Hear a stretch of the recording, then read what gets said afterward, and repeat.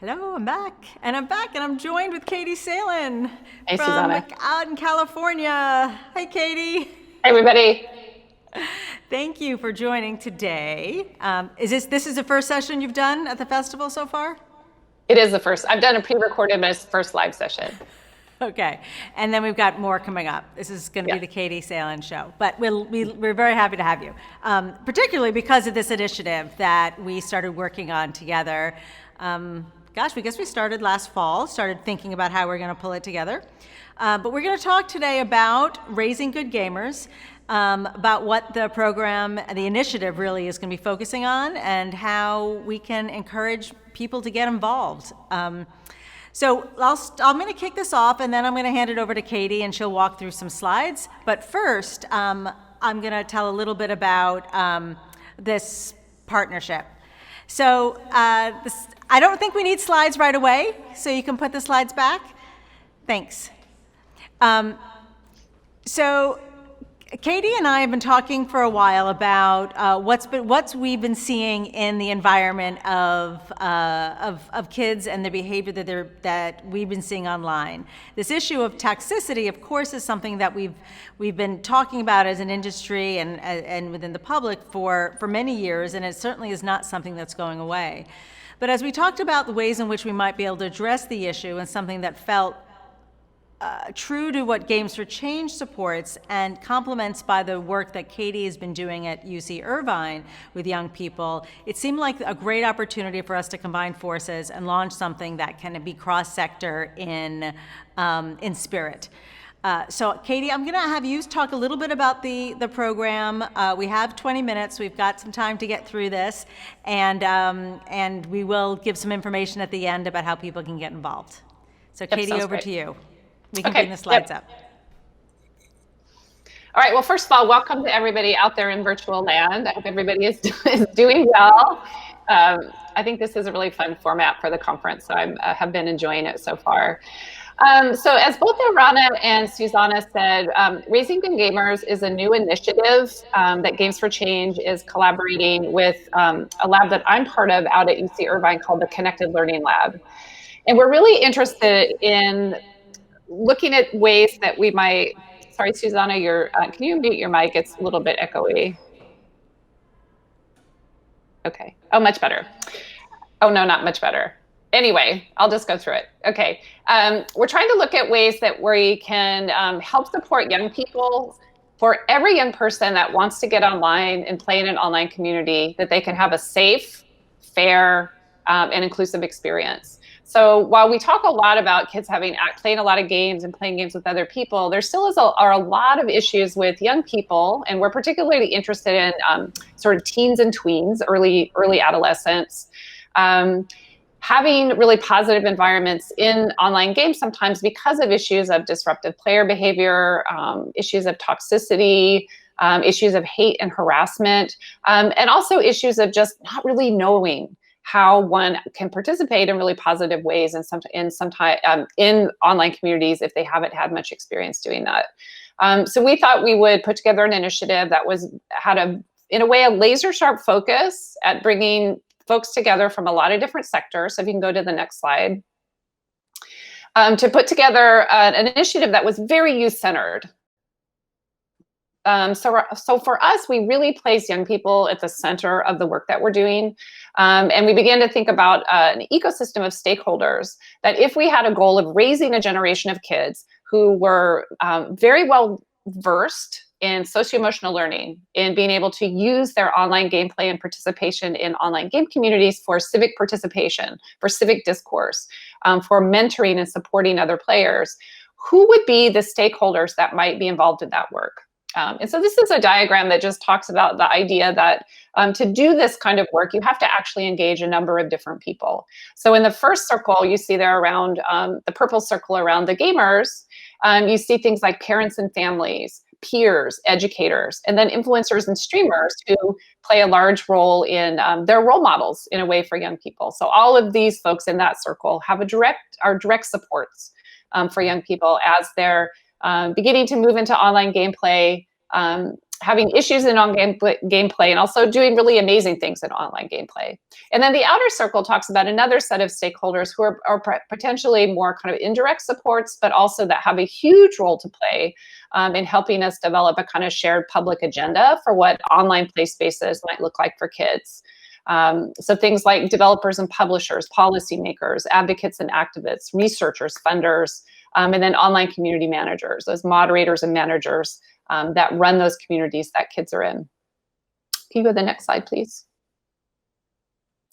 And so when I reached out to Susanna originally about this idea, we had a little bit of money and we thought, well, let's bring a bunch of folks together to start the conversation in a way to begin to build a kind of roadmap for what it would look like to develop a set of programs, a set of levers, a set of strategies for really helping folks from a range of sectors work together towards this larger goal of a more kind of kid-friendly and inclusive internet. We held an event in New York City. This was, the timing of it was quite brilliant. It was literally the week before New York City shut down for COVID. So it was late February. That's now that we're finding that it was the virus was in circulation in New York at that time. Who knows what role we played in the transmission, but we had this amazing workshop that was facilitated by some folks from the journalism and design program at New School University who have an expertise in systems thinking. So one of the key pieces of this initiative is that we are recognizing that online toxicity, disruptive player behavior, the culture and climate of online play is an incredibly complex issue. Toxicity is not a property of players. It's actually a property of a system that has been designed actually to behave in that way. And so we brought about 50 people together from about 5 different sectors. We had researchers, we had game developers, we had policymakers, we had activists and advocates, we had young people. And we spent a day and a half together doing some work around what we call transformative scenario planning. So first trying to envision, what is this system, right, that young people are participating in when they join a game and go online? What are all of the factors contributing? What's the role policy plays? What are the roles streamers plays? What are the role parental attitudes play? What are the roles that young people's sense of identity and interests play? And out of that convening, we're producing a report, which hopefully will come out in August sometime, that sort of summarizes what the key conversations and also begins to point to kind of core research agenda and what we call areas of opportunity. And we see this as a collaborative effort, and we're trying to do a lot of work around coalition building to say that there is a role to be played by many different people in this work. There are also many people already doing amazing work that's very well aligned. So part of what we're trying to do is, in a way, create a hub, a focal point, a North Star for people that are interested in doing this work to support young people, that we can, in a way, gather forces together and, in a way, divide and conquer. Okay, next slide. Susanna, do you want me to talk about the program pillars, or do you want to? Sure, I'll talk about the 4. Okay. Okay, so we are focusing our work across 4 kind of tracks of focus. A lot of this work we are leading. Some of it is happening independently, but we want to bring people together and be a hub, as Katie was saying. So the first piece is focused on youth voice and youth as a center, as that center circle, right, of where this is as a community we're serving, but also a community that we deserve to be heard from, and amplifying young people and giving them an opportunity to be part of the story and solution. Second is the research practice partnership. Clearly the work that Katie does out of UC Irvine and at Connected Learning Lab and others, there's a great opportunity to do research around what's actually happening in this space with young people as a way that we can help drive innovation and better understanding.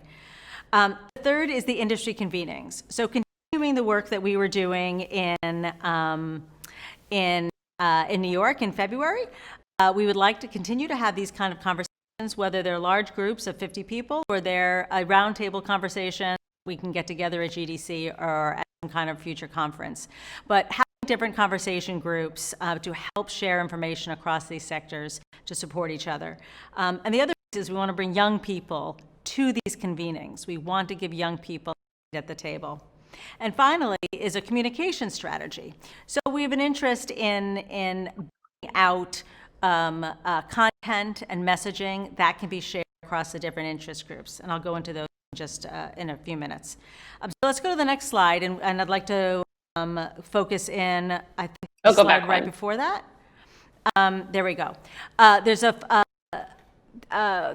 first area that we're going to be focusing on is youth voice, and we received a grant from the Susan Crown Exchange Youth Voices in the Digital Age Initiative to allow us to hold a series of convenings for young people that will allow them to help develop the agenda for us. We're going to be working with kids, whether it's in person in New York or online in a virtual format. We want to give people the opportunity to help our platform as we move forward.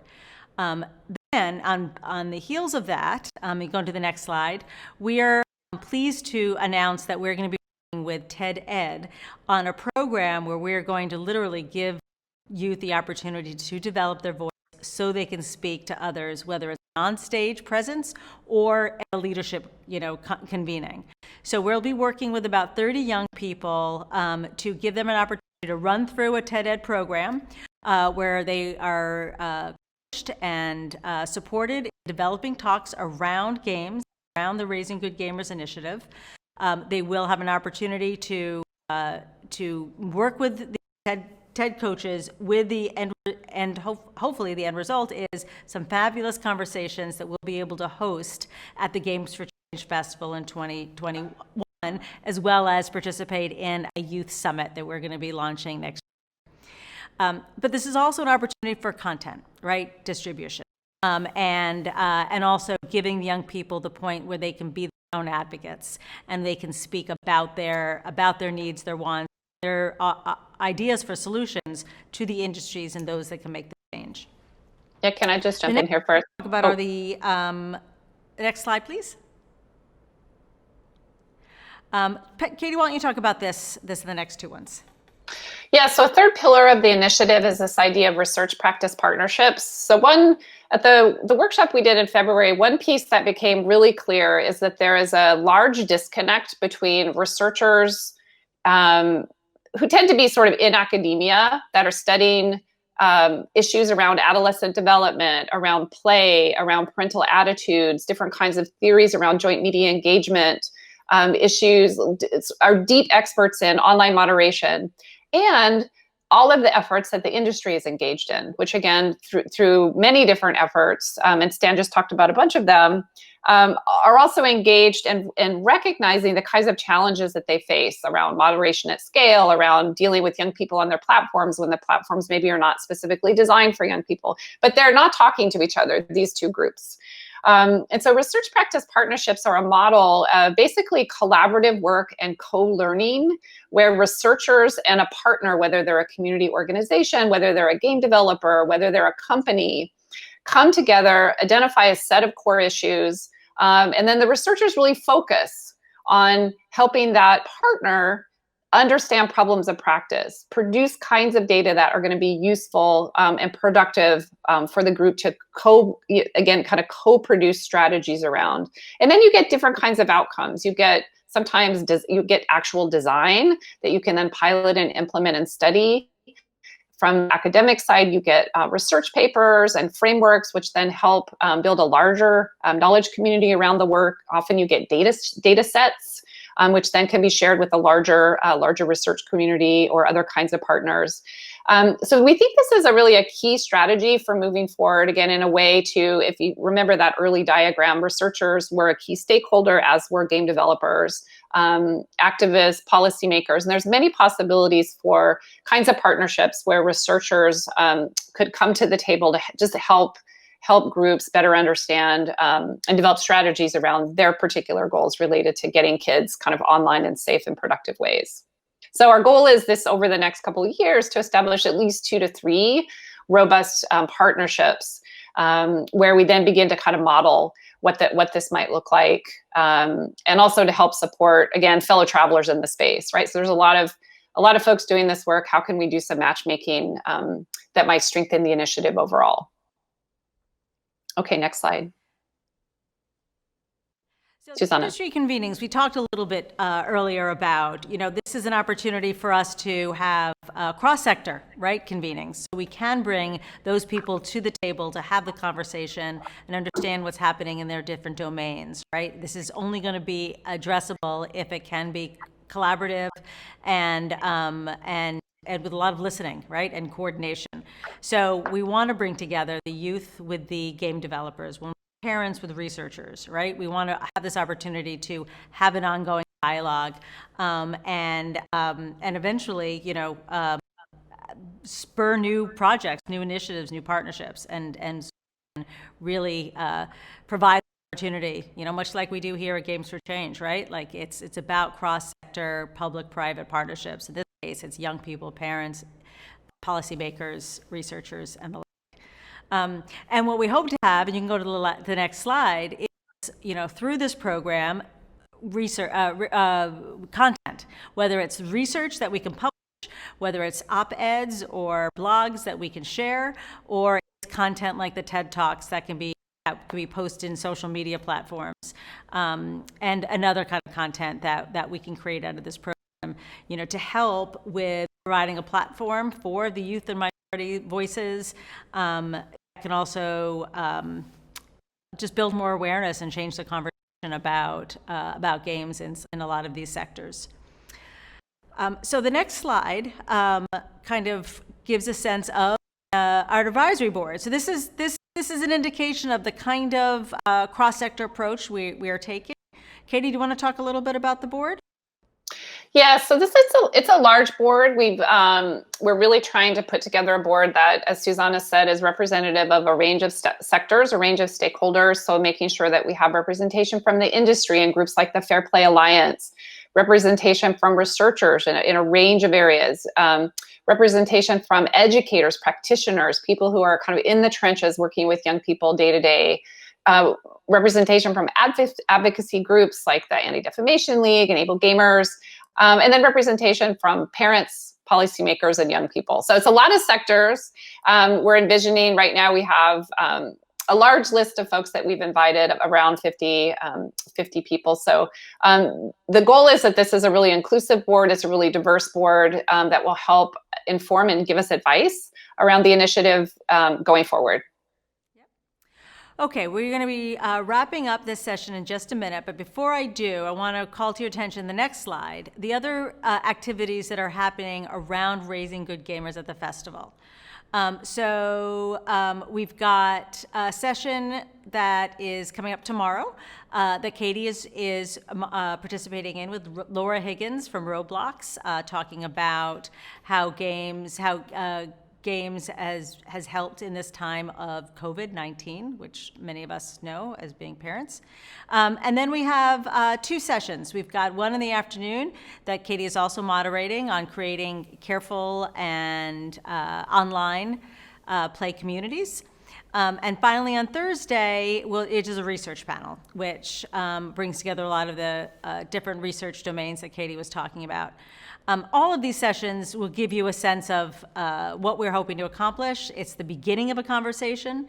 We very much want people to get involved. And can you go to the next slide? So here's just some of the ideas, right? We'll be developing a pledge, and you can come to our website and take a look at about what that is about.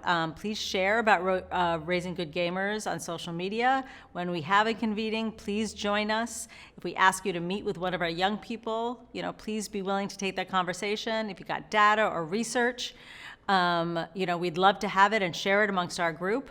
And whether it's Katie or I or any one of our advisory boards or one of our young people, we'd love to give more an opportunity to take the stage and talk about this. Next slide, and I think we're done. Yes, so here's some just general information. We have a separate website for raisinggoodgamers.com, although you can find information on it right, on Connected Learning Labs. I'm sure you have information, Katie. We do too on Games for Change. We hope to hear from you. Anything else you want to say, Katie, before we wrap it up? No, just to say that, it's been really amazing working with you, Susanna. Games for Change is such a fantastic organization. It feels like such the right partner for this work. And I just want to reinforce that we really want to hear from you. We're in the early stages of the initiative, even though we've been working on it for a year. We're kind of just finding our footing and really looking for concrete opportunities to make a difference. So if you are working on something, we'd love to share your ideas, have a partnership idea, or even a research idea, we'd love to hear from you. So there's some contact information on the screen around that. Great. Thank you, Katie.